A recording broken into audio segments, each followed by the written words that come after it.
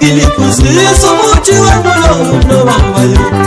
izio zenu ziboshele umqele yasathana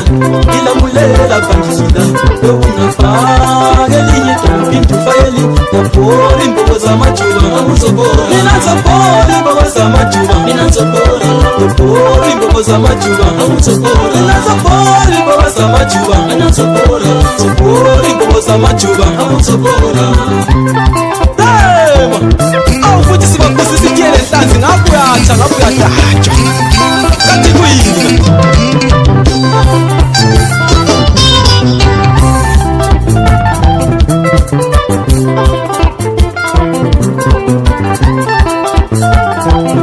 iliphuzisa umuthi wenu bambayo izio zenu ziboshele umqele yasathana ilamulela bandlula bewungafaka elinye idolobha ufayeli